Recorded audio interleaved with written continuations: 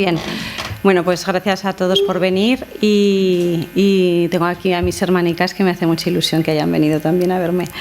Entonces, bueno, quiero empezar diciendo una cita del novelista Robert Bloch que decía: podrán romperme los huesos con palos y piedras, pero las palabras jamás podrán herirme. Solo quiero aclarar que estoy súper en desacuerdo con esta frase de este novelista, y para desmentirle me vais a permitir que cite al Periódico de Aragón, en el cual trabajo, y que el 8 de marzo, que fue el Día de la Mujer, precisamente sacamos un reportaje muy bonito de Kumara, donde Vega explicaba muy bien que el lenguaje tiene el poder de comunicar, pero también tiene el poder de herir. Entonces, hilando por ahí, esto quiere decir que tenemos que ser extremadamente cuidadosos con el lenguaje de las palabras, y más en los medios de comunicación, puesto que tenemos una responsabilidad social muy importante. Somos donde la gente, bueno, pues ya tenemos los políticos que hablan en un tono fatal, que se saltan todos los valores morales a la hora de se insultan, etcétera. Entonces los medios tampoco tenemos que hacernos ecos de esos discursos que están saliendo todos los días en los medios por culpa de incluso políticos que están ahí, que deberían ser ejemplo. Pero bueno, tal como decía Vega en el reportaje, como la historia de la humanidad nos viene demostrando, el discurso del odio puede llevar a la discriminación y a la violencia a gran escala. Y esto no son meras palabras, es un hecho. Es un hecho porque, hablando de Ruanda, como hacíamos en un principio, es un ejemplo un tanto extremo, pero que ilustra perfectamente cómo el discurso en un medio de comunicación puede dar salto a la realidad y ser el germen de auténticos delitos de odio, como pasó en 1994 con este genocidio. Esto empezó porque, bueno, pues una radio empezó a promover discursos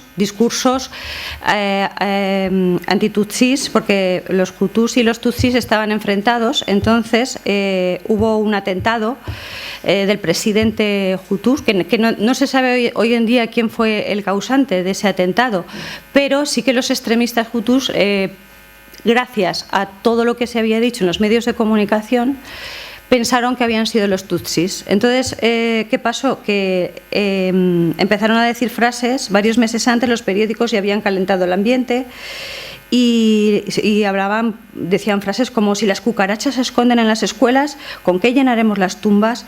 Durante 3 meses esa emisora fue puesta al servicio de la guerra y del genocidio. Es que el chiste y la vejación, que pueden parecer contenidos inofensivos, fueron abonando el terreno para que los mensajes comenzaran a elevar el tono y llegando al extremo de invitar a degollar a los tutsis. Decían proclamas como: no merecen vivir, hay que matarlos. Estamos hablando del 94, que no es hace tantos 20 años. Yo recuerdo hace 20 años atrás, mis niños pues iban con el carrito, o sea que no hace tanto tiempo. Decían en la radio: a las mujeres preñadas hay que cortarlas en pedazos y abrirles el vientre para arrancarles el bebé. Eso se decía. Y bueno, fueron proclamas como estas las que hicieron de la radio de las 1000 colinas se la conociese como la emisora del odio. La historia de la humanidad muestra numerosos episodios con los que diferentes minorías, personas y colectivos han sido víctimas de campañas con el objetivo de agitar el odio hacia ellos. Antisemitas, demonización de la población negra en Estados Unidos, discriminación por religión, sistema de castas o simplemente por la desigualdad económica. Ahora, en nuestro presente, ¿qué problema tenemos gravísimo? Las redes sociales. Las redes sociales, claro, nos permiten en un contexto tecnológico y mediático un altavoz, favorece la expansión de mensajes a todo el mundo y encima bajo el anonimato. Cualquiera puede decir o escribir algo en las redes. Es un problema importante hoy en día en los medios de comunicación, los temas de las redes sociales, porque es así, es lo que está pasando, y en los jóvenes también. Los medios de comunicación, además, y especialmente la televisión, que es como uno de los más importantes instrumentos de socialización, contribuyen muchas veces de manera decisiva a la propagación de roles de mujeres, ¿no? Y a veces podéis preguntaros, ¿por qué deberíamos molestarnos? Si no tiene derecho la gente a expresarse libremente en una sociedad democrática, y no son los medios de comunicación el baluarte y la garantía de esa libertad de expresión. Es cierto que la libertad de expresión también es un derecho humano fundamental y es asimismo aplicable a ideas que pueden ofender y pueden impactar o molestar a otros. Pero el ejercicio de este derecho implica deberes y responsabilidades. Y el discurso del odio no puede nunca ser objeto de protección ni ampararse en esa libertad de expresión. Además, es que la legislación española nos protege contra la discriminación en los medios de comunicación. La Ley General de Publicidad prohíbe toda comunicación comercial que vulnere la dignidad humana o fomente la discriminación por razón de sexo. Y toda la publicidad que utilice la imagen de una mujer con carácter vejatorio y discriminatorio está totalmente prohibido. Y esto me lleva a la razón que nos ha traído hasta aquí. India es femenino. En ningún país del mundo nos libramos de las desigualdades. Pero es que en países como la India, esa desigualdad de género alcanza cotas insoportables, especialmente para las mujeres dalits, la casta más baja de la sociedad india con la que Kumara trabaja codo con codo. Y aunque en España estamos en otra situación diferente, también arrastramos situaciones inherentes antiquísimas de siglos. Un ejemplo de lo que nos está pasando hoy en día, de la misoginia persistente en nuestro país en el 2023, nos lo encontramos simplemente a la hora de conducir. Según el estudio de Ellas Conducen, el 50% de las mujeres han recibido comentarios incómodos por razones de sexo cuando estaban al volante. Y aún hay, hoy en día, un 20% de población masculina que piensan que las mujeres conducimos peor que ellos. Otro ejemplo nos lo encontramos en las redes sociales. El doble de hombres que de mujeres hace comentarios de odio o acoso a las mujeres en las redes.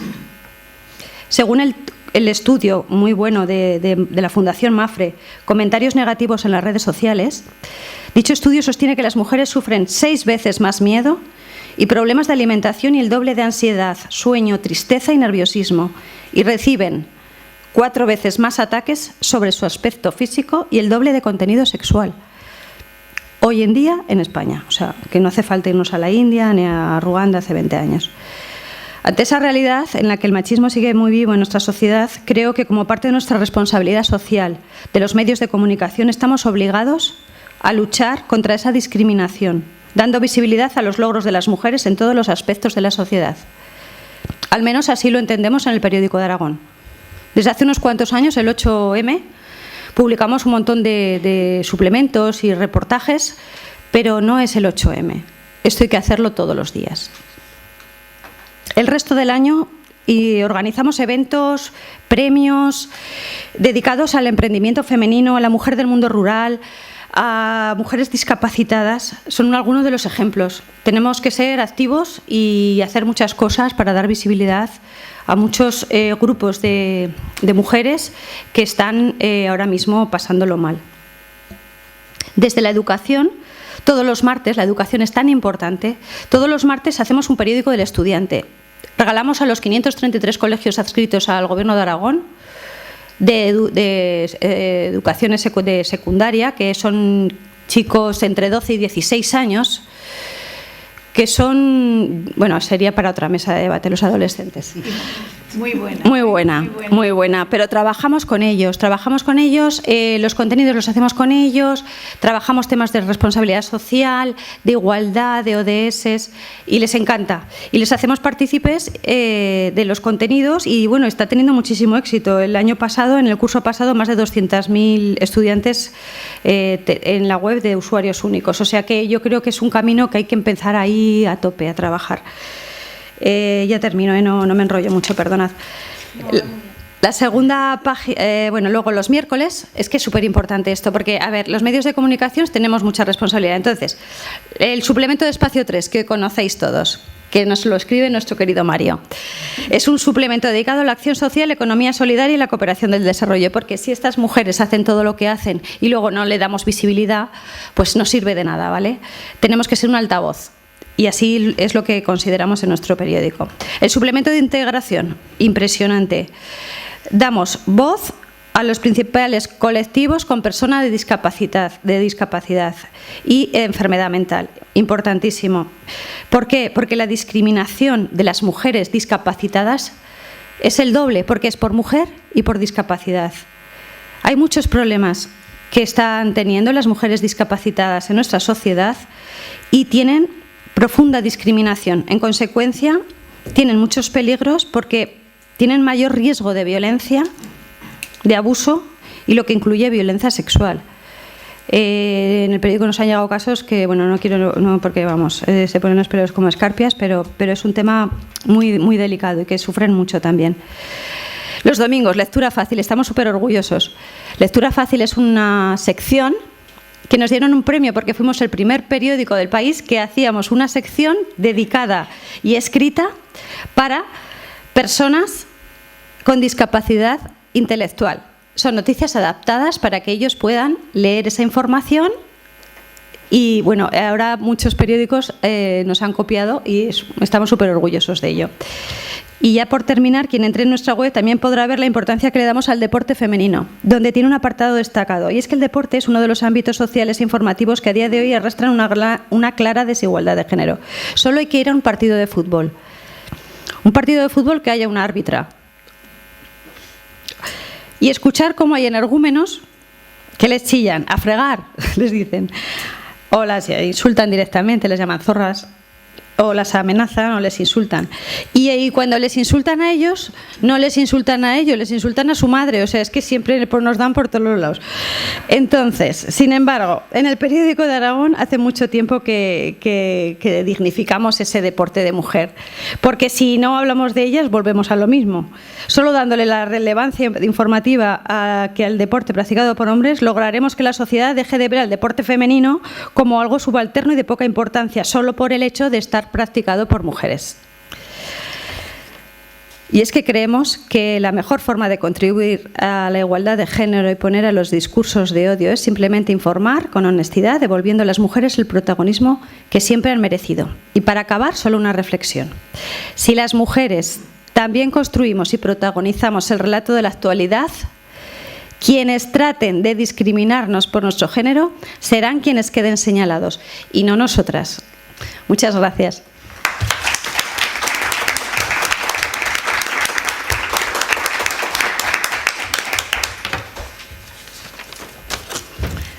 Muchas gracias, Cristina. Porque si no me voy. Sí, ha sido muy interesante. Ahora vamos con Raquel. Bueno, luego ya si queréis. Sí. Esperamos, sí, vale. Yo creo que está bien. Sí, ya está. Vale, pues buenas tardes a todos y a todas. La verdad es que cuando empecé a preparar la mesa me resultó bastante difícil el concretar en un tema sobre el discurso del odio y el género en mi profesión. Y también, sobre todo, porque tenía solo 10 minutos y yo hablo por los codos. Entonces, voy a intentar ser concreta y transmitir un poco lo que quería transmitir en este tiempo y que sea interesante, ¿vale? Me gustaría empezar poniendo un pequeño vídeo de 30 segundos que salió hace aproximadamente un año. En un programa de gran audiencia de las mañanas. Es una persona que está explicando cómo ha sido su experiencia cuando comenzó la guerra de Ucrania. Su familia estaba en Ucrania y él fue a buscarlos y cuenta un poco eso. Es un corte de esa explicación. Ah, no hay sonido. Porque así lo veis mejor.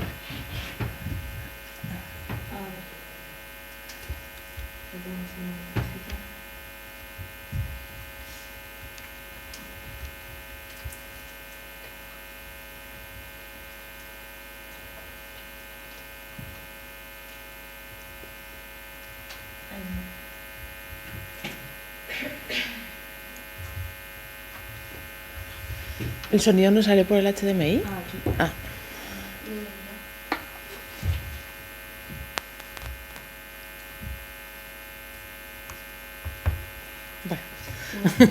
Sí.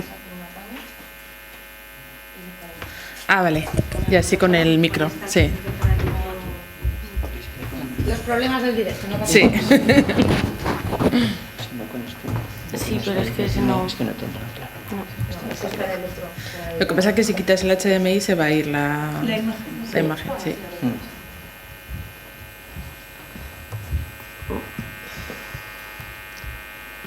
A ver cómo lo podemos hacer.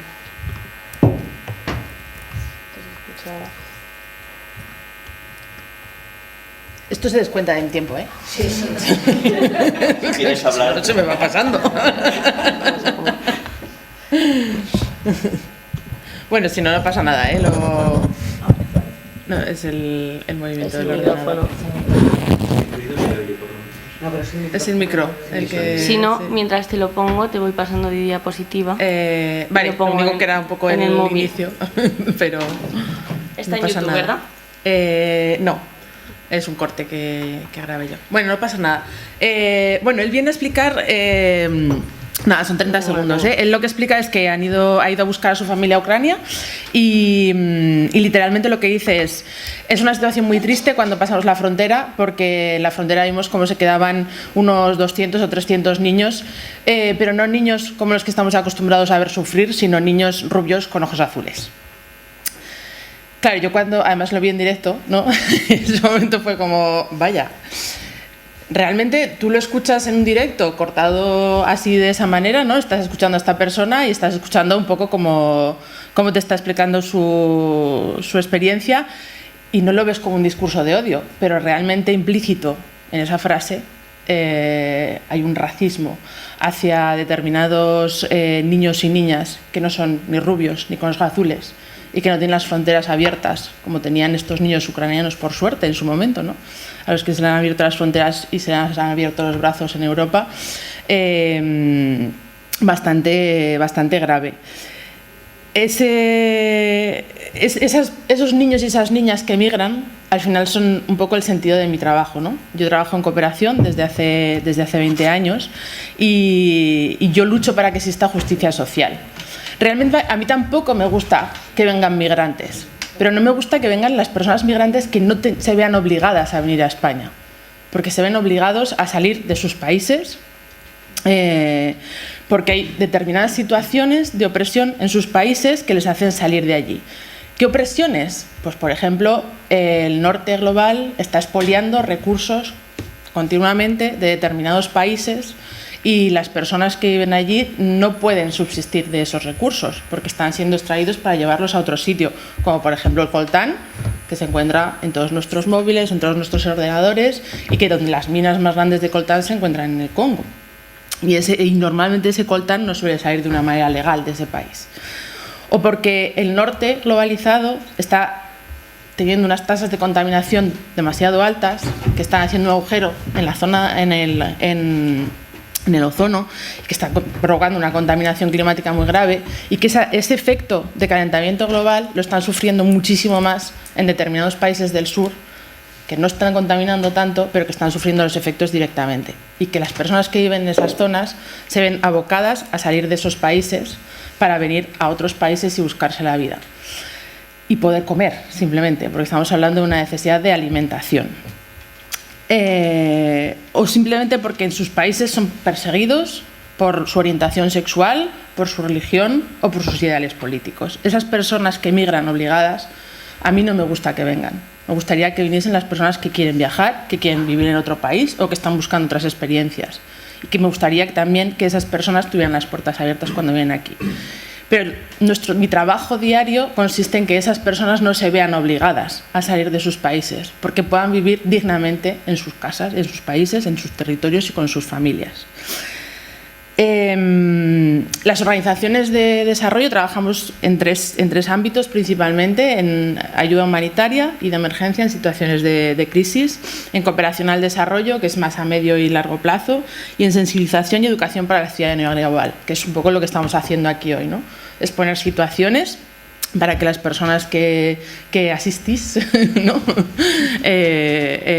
Conozcáis determinadas situaciones y también podéis hacer esos cambios en vuestra vida que hagan que esas situaciones no se den, ¿no? Porque al final todos y todas podemos hacer pequeños cambios en nuestra vida para que las cosas cambien. No es solamente una donación económica, sino que hay pequeños cambios que podemos hacer todos los días para que las cosas en el mundo cambien y surjan de otra manera.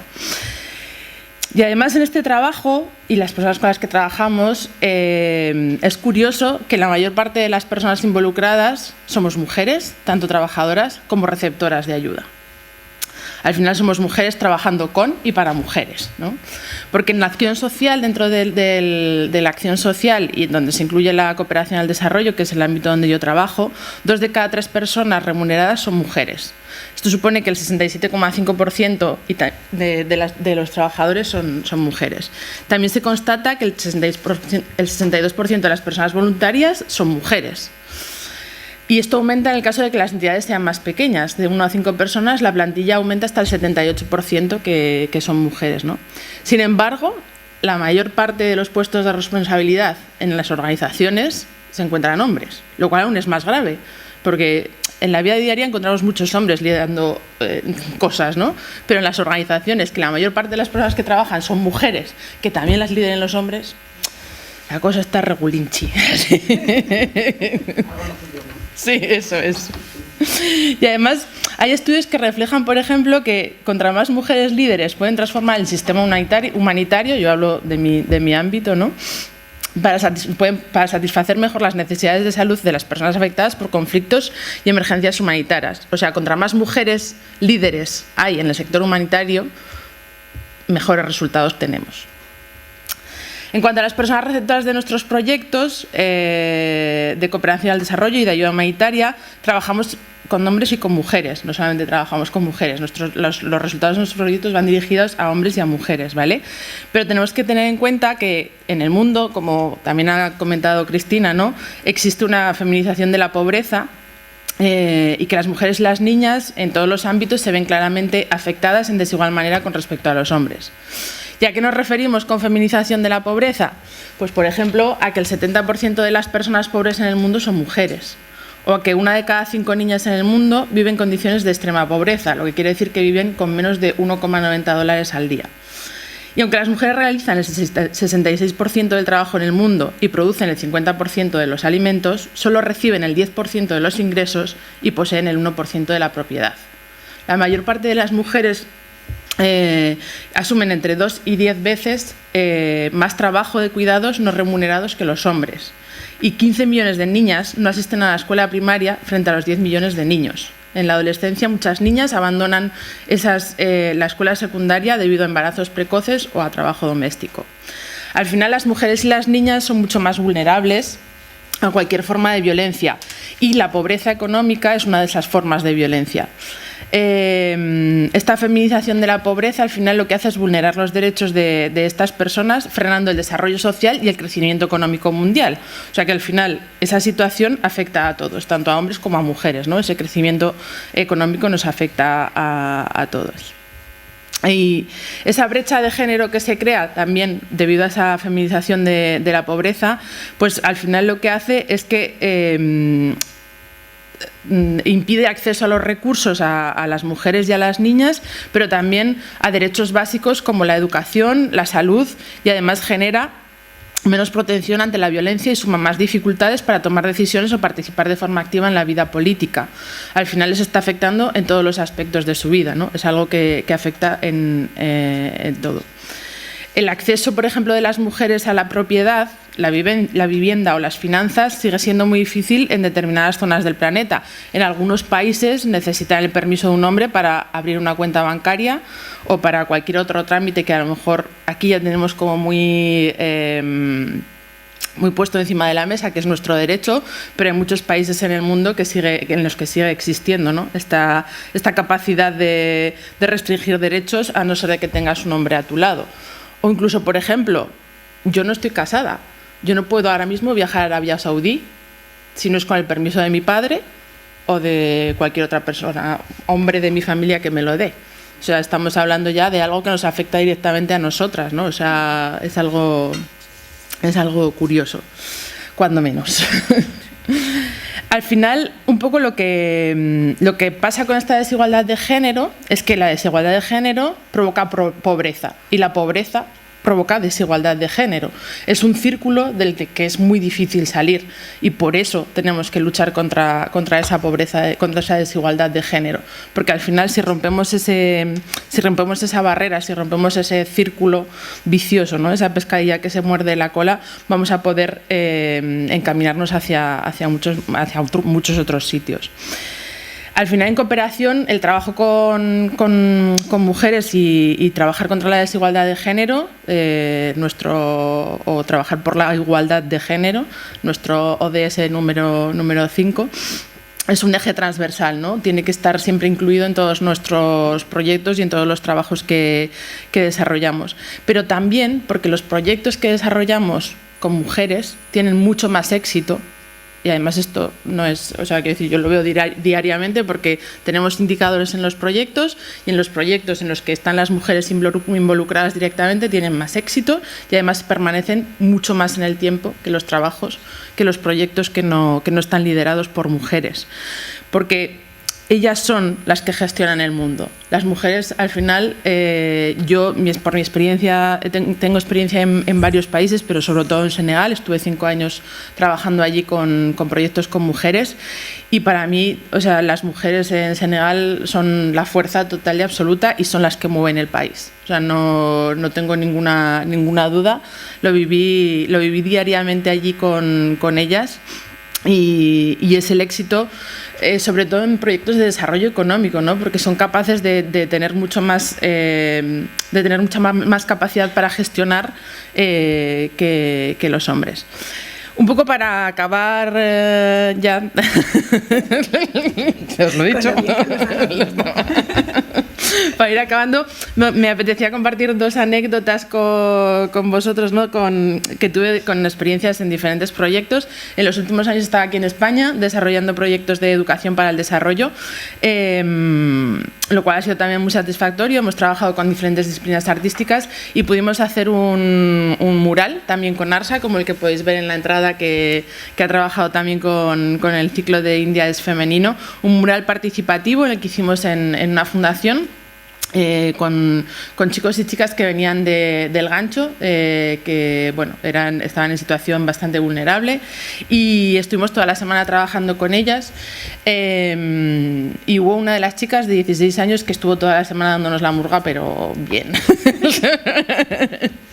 Pero al final de la semana, cuando acabamos el proyecto, habíamos hecho talleres de rap, habíamos hecho un mural, se acercó a mí y me dijo: gracias por enseñarme que yo también puedo ayudar y puedo aportar para otras personas, ¿no? Al final es un poco al final todas podemos aportar, estemos en unas condiciones u otras, porque para mí consiste en cooperar, ¿no? Que todas nos podemos aportar unas a otras. Esa fue una de las experiencias. Y la segunda fue en Senegal. Bueno, como pasé tanto tiempo, ¿no? Pude estar desarrollando proyectos más a largo plazo, y empezamos haciendo huertos para proteger un poco la seguridad alimentaria de esa zona, y desarrollamos huertos. Trabajamos con cooperativas de mujeres. Esas mujeres, con lo que salían de esos huertos, había parte que era para ellas, para su alimentación, y otra parte la llevaban al mercado para vender. De ahí empezamos a desarrollar proyectos de alfabetización y de marketing, porque ellas mismas nos pidieron que era lo que querían seguir haciendo, y una vez acabamos los proyectos de marketing y alfabetización, vinieron a hacer una evaluación de los proyectos que estábamos haciendo, y una de las mujeres le dijo al evaluador: a mí me gusta lo que hemos hecho, porque he aprendido a cultivar, he aprendido a vender, he aprendido a leer y a escribir, pero sobre todo porque he sido capaz con mi dinero de comprarle a mi hijo una camiseta con el número 11 y he sabido distinguir cuál era el número 11. Entonces, para mí, al final, el éxito también es eso, ¿no? Es poder tener esas experiencias y que esas mujeres sigan moviendo el mundo.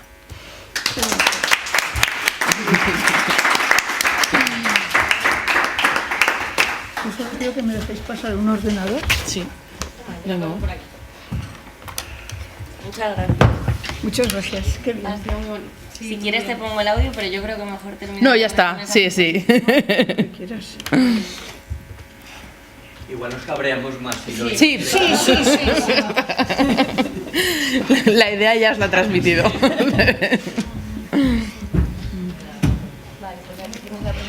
¿Me avisas a los dos minutos? un poquito. Y tengo que pasar simplemente con...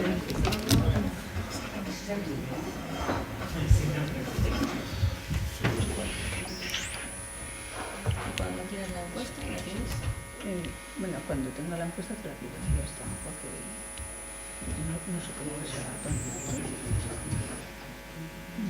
Yo voy a ir pasando con esto. ¿Te parece? Sí. Primero en presentación. En tu Mac. No se te pasará sola, ¿vale? No quiero que no me pase solo.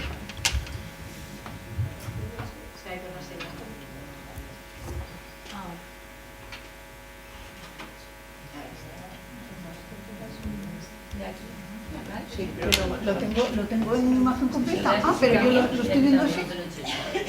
Vale. Y aquí también pones. Mejor. Bien, hola, pues muy buenas tardes. En primer lugar, yo quiero daros las gracias. A todos y a todas por compartir este rato con nosotros y porque precisamente comparto lo que decíais vosotras de que todos aportamos mucho. Aportamos incluso en aquello que nos hace daño. He puesto esta imagen porque al final de la charla, del encuentro que tenemos, seguro que a todos nos ha dejado huella, algo positivo y a veces también en la vida las cosas negativas. Yo voy a hablar desde la parte de la educación, de los medios de comunicación y desde el arte, siempre pensando que todas las personas podemos ser creadores. Y cuando digo que las personas pensamos, hablo en el sentido más amplio de la palabra pensar. Pensar quiere decir ser capaz de imaginar, ser capaz de recordar, ser capaz de entender y ser capaz de razonar. Y el problema muchas veces en la vida es que la gente no ve, no se imagina un mundo mejor o no sabe que otras gentes lucharon antes que ellos o que otra gente en el mundo está haciendo cosas interesantes. Y para mí el unir la parte de lo que es imaginar un mundo mejor, tener memoria e historia de lo que ha pasado antes, entender y razonar me parece imprescindible. Y por eso vamos a soñar a lo bestia, vamos a exagerar y vamos a empezar. No voy a detenerme, por supuesto, en ninguna de estas infografías, pero es evidente que la química del odio la generamos desde los estereotipos, desde los prejuicios, desde los preconceptos que tenemos todas las personas. Como esto os lo voy a dejar, si en algún momento os interesa, pues fenomenal. Y como muy bien decía antes Cristina, pues el tema es que tenemos una serie de mecanismos de odio que merece la pena que a la hora de ponernos a trabajar con mujeres y también con adolescentes o con... Yo también lo he hecho incluso con gente del mundo de la banca, que los que daban microcréditos, etcétera. Merece la pena que analizar los 4 grandes temas dentro del tema del discurso del odio. En un principio siempre nosotros somos los diferentes, siempre nos toca ser los buenos. Oye, qué suerte, ¿verdad? O sea, otros, la gente, son los malos, son los que tienen estereotipos, los que discriminan, los que... Bueno, entonces, esos son los diferentes. Nosotros no. El otro es que luego los otros son todos iguales, además, los otros son todos iguales. Y además de que son todos los iguales, encima tienen la culpa, y además de que tienen la culpa de muchas cosas, de todo lo que nos pasa a los demás, pues además luego, como tú muy bien has contado, al final los deshumanizamos. Esos son los 4 grandes puntos desde los que se puede trabajar el discurso del odio en cualquier aspecto. Desde la UNESCO se plantea desde hace muchísimos años. A mí me gusta trabajar desde los pilares del saber que generó la UNESCO desde la colaboración de Edgar Morin, todo el tema de la educación en la era planetaria y sentir un poco que todos somos una humanidad que tenemos muchos elementos en común. Por lo tanto, desde este momento me centro un momento en el tema de imágenes. Todo lo que sea encontrar imágenes que nos ayuden a trabajar, a ser posible incluso con complejidad, el concepto de ciudadanía mundial, merecen la pena. Yo he puesto una imagen más o menos estética, pero hay otras muchas en las que podemos plantear. Pero luego, claro, viene un tema más difícil, es que hablar de privilegios es más complicado, ¿verdad? O sea, hablar del discurso de odio es también generar unas atmósferas complicado en los medios de comunicación y complicado también en las empresas económicas, por supuesto, donde nos tenemos que cuestionar qué privilegios tenemos los demás. Como estoy en esta primera parte, estoy planteando importancia de las imágenes a la hora de pensar, porque en ese imaginar del que estamos hablando imaginamos imagen, imago, ¿no? Desde el Renacimiento, es de alguna forma tener una imagen visual. Yo hago un llamamiento a las buenas infografías. Esta es de Jaume Serra, que es de La Vanguardia y es uno de los grandes infógrafos, pero hay muchas infografías fantásticas. Creo que desde unas buenas imágenes infográficas se pueden contar muchas cosas, además de los asesinatos y además de por dónde salió el criminal, etcétera, que es para lo que más dinero se gasta a veces en infografías. Otro campo que me parece muy interesante también desde el punto de vista educativo, cuando hablo de educación hablo de la educación formal y no formal. Estoy planteando crear unas atmósferas creando collage. Podemos crear grafitis, podemos crear de todo. A mí me parecen interesantísimos también crear cualquier tipo de collage. Unos collages que en este momento que nos pueden ayudar a entender las causas y las consecuencias del discurso del odio. Os voy a poner la misma otra vez para que nos imaginemos cómo nos va cayendo, ¿verdad? Y a la vez intentar trabajar la empatía y la comprensión. Os he puesto una imagen del pasado porque quería hablar de que no somos las primeras mujeres en el mundo que empiezan a trabajar temas de igualdad y que si veis esta imagen de la Biblioteca Francesa, son mujeres que están transportando a soldados en la Primera Guerra Mundial. Podemos hablar desde el diseño de la Bauhaus y de las mujeres de aquella época, por ejemplo, de las mujeres japonesas, como el otro día nos contaba el profesor Malo, yo concretamente trabajo pues, desde las mujeres sufragistas, etc. Pero no solamente en eso, sino que en las actividades educativas que hacemos en la educación formal, nos planteemos, por ejemplo, que a la hora de hacer unas caricaturas, a la hora de crear un TikTok, a la hora de incorporar elementos diferentes, no seamos excesivamente eurocentristas y al hablar de mujeres, pues pensemos que hay mujeres de todos los países, de todas las culturas que están haciendo y han hecho cosas fantásticas. Estos son mujeres adelantadas a su tiempo de unos videoclips que estuvimos haciendo durante una época con gente de todos los países. Luego, por otro lado, si es interesante la infografía, es interesante el collage, etcétera, es interesante ver cualquier tema. Por ejemplo, los doodles de Google a mí me encantan y a la gente joven le encantan muchísimo y te pones un día a hablar de los doodles y de los derechos humanos y las posibilidades que tiene son fantásticas. En este momento yo he seleccionado 4 relacionados con India, pero los puedes hacer con cualquier tema. Trabajar cualquier tema de educación y igualdad, desde los doodles, esos dibujitos que sabéis que aparecen cada día cuando buscamos en el buscador Google, algunos además generalmente muy buenos, me sorprenden.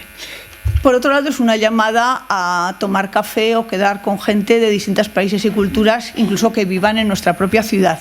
Netflix y todo el resto de plataformas tienen la mala costumbre de que saben lo que nos gusta. Bueno, eso creen saber. Entonces, la pregunta es, ¿hay un discurso dominante? Aparentemente, ¿no? ¿Seremos capaces de crear unos algoritmos planetarios? Claro, es que yo cuando voy a casa de mis amigas aquí en Zaragoza, que son de Camerún, que provienen de Camerún o que provienen de Latinoamérica, les salen otras propuestas. Entonces yo consigo ver videoclips y una serie de series que me cuestionan. Les digo, por favor, traducírmelas, porque no es un problema de idioma, que también a veces es un problema de que no entiendo quién es la familia. Es que no sé si ese es el amante del otro o quién es, porque me lío, no sé lo que es una familia cuando estoy viendo una película en otras culturas. Me pierdo. Oigo la palabra family, pero no entiendo qué quiere decir family o family. Por lo tanto, es una llamada a ver las grandes plataformas con unos algoritmos más planetarios. Y también haciendo una llamada a que lo que los demás escribimos, creamos, etcétera, los demás lo reciben según los derechos humanos que realmente han conseguido o no. Y que probablemente, ¿verdad?, en Darfur, pues lo que reciben lo escuchan de otra forma distinta, porque a lo mejor el derecho humano al agua empieza a ser importante para luego, etcétera. La libertad de elección de la que tanto se vanaglorian muchas de las personas de Silicon Valley, etcétera. También reivindico o propongo la importancia que tienen las exposiciones en las calles o en los museos, etcétera, en los que se puedan incorporar elementos lúdicos trabajando temas de justicia, y hay grandes diseñadores y muchas personas que están trabajando temas de diseño e igualdad. Y luego también un voto de esperanza a las grandes plataformas, como en algunos momentos, bueno, casi siempre, todo lo legislativo y los estados, cualquier trabajo con el Estado español, con el Estado francés, con Europa, es muy complicado y muy largo, pues a veces, curiosamente, es más fácil llegar a entablar conversación con las plataformas, con Facebook, etcétera, para poder conseguir algunos temas de llamada de atención. Porque en muchos casos echamos la culpa a la gente del discurso del odio, cuando en muchas ocasiones es el diseño de la propia tecnología la que está invitando, ¿verdad? Empezando por el botón de like y ahora en la inteligencia artificial con el sorpréndeme. ¿Quién no aprieta el botón de sorpréndeme? Entonces, el diseño tecnológico va unido al tema de la atención y al tema de la discriminación. Por lo tanto, también es un canto a que seamos capaces de tener una formación permanente en todos los aspectos de alfabetización mediática y de alfabetización informacional que hace tantos años que llevamos en ello. En este tema no voy a entrar ahora porque ¿cuánto llevo? ¿7 minutos? No, llevo 10, vale, pues eso, sabía que llevaba 10, pues, imaginaba que llevaba, entonces este tema no lo voy a contar, pero lo he dejado aquí preparado. Tiene muy mala fama los videojuegos y como tenemos todos tantos estereotipos, pues uno de los que tenemos es que nos parece que los videojuegos son violentos, que no sé qué. Yo soy una enorme defensora, estudiosa, comparto con mucha gente de muchos países del mundo mi sueño por todos los temas relacionados con los videojuegos. Entonces, luego, si nos da tiempo, un minuto, os enseño algo. Y lo último que quiero comentar es la investigación que estamos haciendo desde el Seminario de Investigación para la Paz sobre los emojis y el papel de socialización que tienen, concretamente en estos temas de apoyo o no a la igualdad de género, al discurso del odio, etc. En principio, el primer problema que tenemos todos es que traducimos mal. ¿Qué traducimos? Pues lo que sabemos culturalmente. Emoji, que lo utilizamos muchas veces como emoticono, emoji no viene de emoción. Emoji es el arte de trazar signos. Entonces, empezamos ya porque nos parece que emoji viene de emoción y emoji no viene de emoción. Si a mí me pasa con eso, calculaos el resto de las cosas, los problemas que tenemos.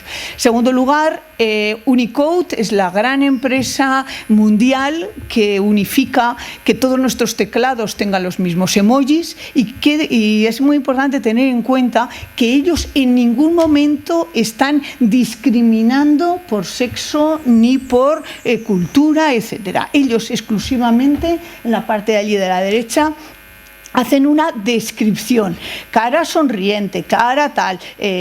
Otra cosa es cómo hacemos nosotros el uso de ella. Lo que nosotros estamos investigando son qué sentimientos se transmiten a través de los emojis y qué sentimientos la gente tiene gran dificultad para transmitir a través de los emojis. Sabemos que las mujeres utilizan más emojis que hombres, tanto en el mundo público como en el mundo privado, pero que los sentimientos negativos, como era de prever, son los que no se utilizan. Sin embargo, una forma de entender la soledad, por ejemplo, que es uno de los grandes dramas de todos, pero en particular de la mujer, en muchos lugares es estar simplemente conectado. Estar conectado es una forma de sentirte ya parte de algo imprescindible, que es sentirme parte de alguien, de un lugar donde a alguien le importo y donde me siento medianamente confortable. En esta investigación lo hemos hecho también con gente con problemas de salud mental. Y la verdad es que es sorprendente la capacidad que pueden tener los emojis para transmitir determinados sentimientos de incapacidad, etcétera.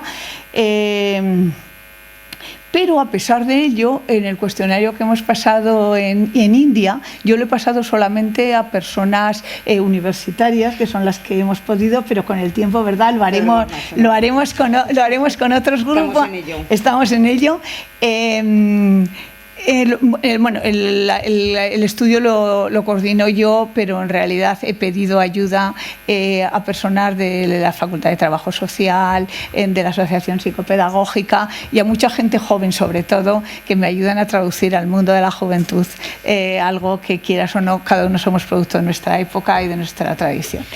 Y he puesto de ver es haber visto, porque curiosamente en el cuestionario que les hemos pasado a las personas de India, claro, en inglés, es un pequeño detalle, sigue siendo imperialista a pesar de todo, o sea, lo hacemos en un idioma medio, ¿no? Pero no, en otros idiomas no lo sé hacer.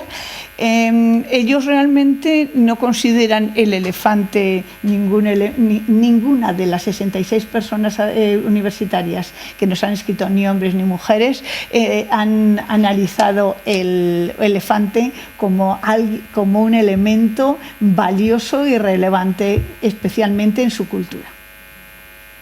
Es verdad que no era este elefante, era el elefante de los emojis, pero cuando les hemos preguntado cuáles son los emojis más cercanos a tu cultura, no les hemos dicho qué es tu cultura, cada uno sabemos cuál es nuestra cultura, pues muchos de ellos dicen no lo he pensado.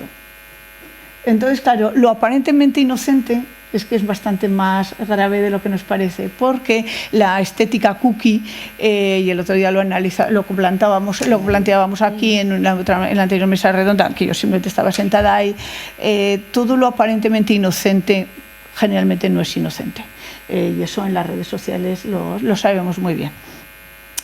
Este es uno de los emoticonos que más está utilizando la gente joven, y es un emoji que parece ser, luego nos contáis los que estáis aquí, que tiene un poco, bueno, primero, hemos observado que tanto en las personas tanto en hombres como en mujeres de India y también de España, en España lo estamos haciendo con gente de todas las edades,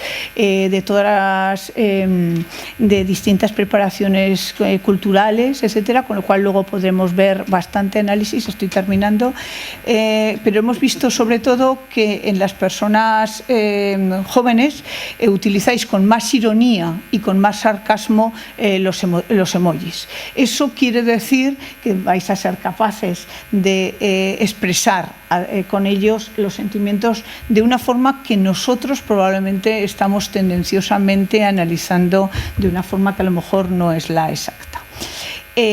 Como quería relacionarlo con lo del otro día, esta persona, Ichikawa Fusae, es como la Clara Campoamor japonesa, y yo, por ejemplo, uno de los temas que os invito es a crear un emoji. Ella decía que no nos podemos dormir en los sueños ya conseguidos. Antes decíamos algo de ya hemos conseguido lo de de poder abrir una cuenta bancaria, por si acaso sigamos soñando con los sueños, sigamos luchando por los sueños conseguidos. Lo decía esta mujer, repito, es como Clara Campoamor aproximadamente en España, o ese tipo de gentes. A la derecha he puesto dos imágenes de Yayoi Kusama, una artista actual japonesa, porque uno de los sueños que yo me imagino es poder tener un emoji con el que pudiéramos hablar pues de los temas de odio, de explotación, etcétera, que hablábamos el otro día en Japón, incluso en una revisión a la Segunda Guerra Mundial. Y para terminar, el tema es que si creamos unas atmósferas que inviten a imaginar, recordar, pensar que todos estamos luchando, etcétera, probablemente el discurso de odio será menor. Porque si no, al final, una de las palabras que más se ha utilizado en los últimos años es esta, bueno, hablada, contada mundialmente en el New York Times y en el Financial Times y también en los periódicos indios económicos, es esto de, bueno, pues vamos a quemar el mundo total, ¿no? Si estamos en el apocalipsis ya, que esto se acabe, ¿qué más da? ¿Qué más da? Este es uno de las imágenes que se repite mucho, y es que estamos tristes, estamos desilusionados, y por favor, es que claro, en esa alfabetización audiovisual, el discurso del odio, ¿qué es? Las respuestas que mantenemos en los chats, en los que nos dicen tal y cual, o también este otro mundo, esta otra atmósfera del mundo mundial, del capitalismo en el que estamos y del que nos resulta bastante difícil encontrar nuevas normas. Estos son las tierras raras, ¿sabéis? Entonces, todos los derechos humanos, todas las nuevas tecnologías, todos los neuroderechos, etcétera, pues los iremos consiguiendo si somos críticos, y cuando miramos en la prensa algo así, pues no digamos estos son los ganadores. Entonces, que los ganadores y las ganadoras seamos todos, ¿no? Las win-win solutions. Muchas gracias.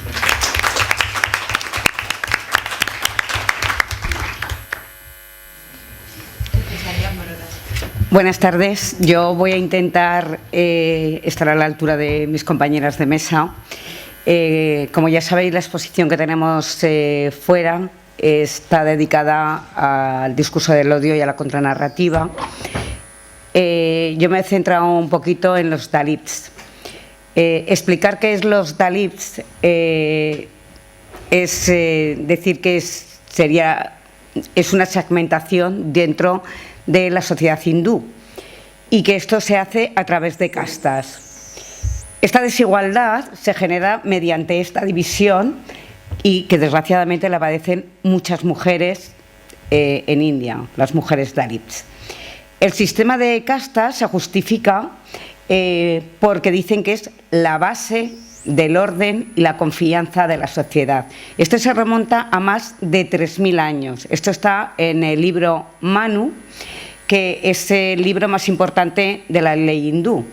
Estas 4 castas es porque, según el dios Brahma, que es considerado el dios de la creación del universo, tenía que los brahmis eran los de casta más alta y eran los sacerdotes y profesores, venían de la cabeza. Los kshatriyas son guerreros y comerciantes, salen de los brazos. Los villas, granjeros y comerciantes, que son los muslos. Y los sudras, que son lo que son los obreros y que salen de los pies. Y luego vienen los dalits. Los dalits son menos que los esclavos. Habría que definir qué es una casta. Claro, lo que nos gustaría a nosotros creer que una casta solamente encierra un grupo de personas que son segmentadas a causa de la historia colonial, porque ahí luego comentaré que había habido muchos avances. Desgraciadamente, por la historia colonial se volvió a marcar estas divisiones. Lo dividieron nuevamente por etnias. Esto viene reflejado, muy bien marcado en el libro La sociedad de castas, de Paniker, y lo que ellos dicen que casta encierra rabia, coraje, discriminación, humillación. Casta encierra ciudadanos de primera, de segunda, de tercera, de cuarta categoría. Y luego vienen los de sin casta, los Dalit, los intocables, los parias. Curiosamente, en la década de los años 20, las mujeres Dalits estaban ya activas en movimiento anticastas. En la década de los 30 ya tenían movimientos no brahman. Y todas estas primeras organizaciones ayudaron a aprobar el matrimonio infantil, las dotes. En el año 1942, además hoy lo he vuelto a ver en una película, todas las mujeres de clase deprimida, además de las Dalit, son las mujeres de las tribus, etcétera, asistieron a una conferencia en Nagpur. Estamos hablando de 25.000 mujeres en el año 42. Esto estaba liderado por una mujer, el nombre me es muy difícil, voy a decir el apellido, que es Dongre, que creó un movimiento feminista, y allí aprobaron nuevas resoluciones que abogaban al derecho de las mujeres al divorcio, a la no bigamia, al derecho sobre todo de la mujer a la educación, y ya se empezó a hablar del control de natalidad, que de momento no hay nada. Tenemos que pensar que en el mundo hay 260 millones de Dalits. Estos están divididos entre India, Nepal, Pakistán, Bangladesh y Sri Lanka. De esos 260, habla entre los 260 y 270, 100 millones son mujeres Dalits y que viven en India. Concretamente, desde el año 1949, el sistema de castas está abolido por la Constitución, pero las costumbres ancestrales siguen rigiéndose injustamente y impera más la costumbre ancestral. Desgraciadamente, la mujer Dalit sufre la triple discriminación: por casta, por clase y por género. Vina Pallikal, que es secretaria general por los derechos humanos de los Dalit, ella también es Dalit, nos comenta que el discurso del odio y la discriminación contra esta minoría es una auténtica preocupación. Claro, ellos hablan de una minoría porque son muchos, pues estamos hablando de 100 millones de mujeres y casi 200 de hombres. Entonces, ella también comenta que las noticias, cuando estabas comentando antes, las noticias ensalzan mucho el crecimiento económico y que es una potencia muy emergente, pero que nunca hacen referencia en India, que India ocupa el segundo lugar en el mundo por violencia hacia la mujer. Aquí he cogido un dato que me pongo tremendamente triste. Según los datos de la Oficina Nacional de Registros de Crímenes, en la capital muere una mujer quemada por su marido cada 12 horas y en el resto del país una cada hora. Esto que esté confirmado, que seguramente habrá muchas que no se sepan. Y esto es todo porque o no se ha pagado la dote, que recordemos que está abolida por la Constitución, o porque no se ha conseguido la dote que ellos querían. En Andhra Pradesh, que es donde tenemos nuestra actuación, Andhra Pradesh y Telangana, desgraciadamente es el segundo estado que es donde más violencia en la mujer se registra. Hay un estudio realizado por la Universidad de Salamanca de México, que esto fue en el año 2018, muy cerquita, que se dedicaron a ir por distintos estados y hablar con las mujeres Dalits y de tribus. Realizaron varios viajes y les preguntaban a ellas qué tipo de violencia tenían. Y ellas escribieron que la violencia era muchas maneras, desde la discriminación por ser diferentes, el rechazo por parte de la sociedad, el hostigamiento incluso de salir de la calle de una manera determinada, la violencia que las tratan por buscar un marido, por conseguir los maridos. Una violencia que también es muy común es que no son atendidas en los centros de salud porque no las quieren tocar. La violencia en las escuelas porque las sientan apartadas y, sobre todo, la impunidad de las violaciones sexuales.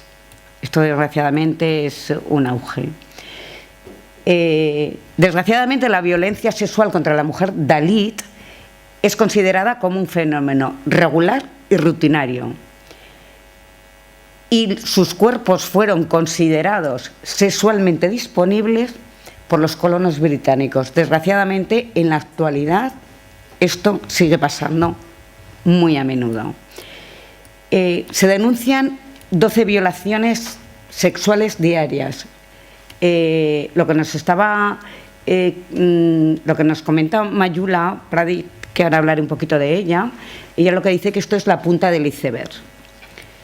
Esta mujer, que es Dalí también, ella por hacerse activista y abogada, de hecho no tiene relación con su padre, porque también es Dalí, ella consiguió encarcelar a varios hombres por abuso sexual. De hecho, se trata, uno de los que recuerdo era 7 profesores que habían violado a una alumna. Y ella está trabajando muy activamente para intentar cambiar la legislación, que es muy importante. También ella ha creado una fundación donde recoge niñas que consiguen salir, que han sido raptadas para la explotación sexual. Comentaba algún caso ella también de una chica que llegó muy mal mentalmente, pero que consiguió rehacer la vida, ir a la universidad y encauzar su vida. Como ya hemos comentado, nada más en la entrada tenemos 2 pinturas maravillosas de 2 mujeres de India que nos ha hecho Arsa, que una es de Arundhati Roy, que es una señora sesentona. Digo la edad porque nos estamos poniendo en India, quiero decir que son mujeres muy valientes. Ella también es Dalí, es una escritora, periodista y activista. Ganó en el año 1997 el premio Booker y fue por su primera novela, que era El Dios de las pequeñas cosas. Ella lo que está tomando muy activamente también es el tema de las cosas por los derechos humanos y también por la protección del medio ambiente, que en India también es muy importante el tema del medio ambiente. Luego tenemos, si os habéis fijado en la pintura, una chica que estaba ahí con un skater. Esta fue la primera mujer india, es muy joven todavía, que fue la primera skater profesional en India. Ella ha creado una escuela también, que con la escuela promueve la igualdad de género, enseñando a las niñas a patinar y ofreciendo talleres. Y lo que les dicen es que no se planteen conformarse con el tradicional papel que le tienen asignado por ser mujer, que luchen por sus sueños y sus derechos. Estos son mujeres, he hablado de aproximadamente de 5 mujeres que son ejemplarizantes, de distintas generaciones, que han podido ser víctimas o ser del discurso del odio, por ser diferentes, pero que han conseguido de alguna manera empoderar a las generaciones futuras. Yo aquí en este homenaje a estas mujeres me gustaría hacer el homenaje de nuestras mujeres que conocemos, que visitamos, que tenemos cara, que cuando vamos y las visitamos nos dan una lección de valentía, de valor, de honradez, de luchadoras. O sea, me quedo corta con todos los calificativos que les podemos dar, que trabajan muy duro, han conseguido que gracias a proyectos que hemos llevado a cabo y tengan un trabajo que realizar, que por lo menos a sus hijas intenten darles una educación y que no nos las casen, o por lo menos que las casen más tarde. Mención especial quiero hacer a nuestras mujeres que encima aún sufren otra discriminación por vivir en el poblado de leprosos que tenemos. Ellas, además de tener la triple discriminación, es por vivir en un poblado de lepra, que probablemente que no están contagiadas, pero que tienen que estar escondidas también por no decir dónde viven.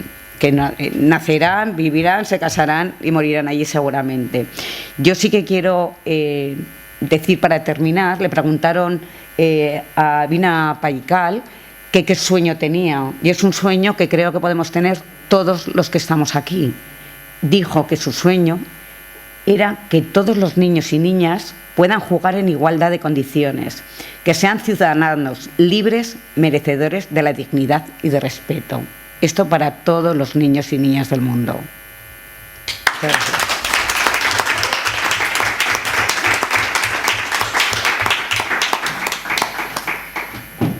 Muchas gracias. Ahora vamos a pasar a una ronda de preguntas.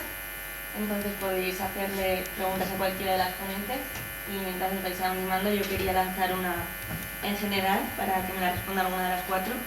Y es que ante un discurso de odio, ¿creéis que hay que combatirlo señalándolo simplemente desde la educación? ¿Creéis que hay que combatirlo mediante el castigo o la penalización para que la persona aprenda, o cuáles creéis que deben ser las formas de combatirlo? Ya que siempre, lo que decía Raquel, nosotros vemos que el discurso de odio se emite del resto pero no de nosotros. Entonces, cuando ocurre eso, ¿cómo creéis que se debería combatir? Yo no sé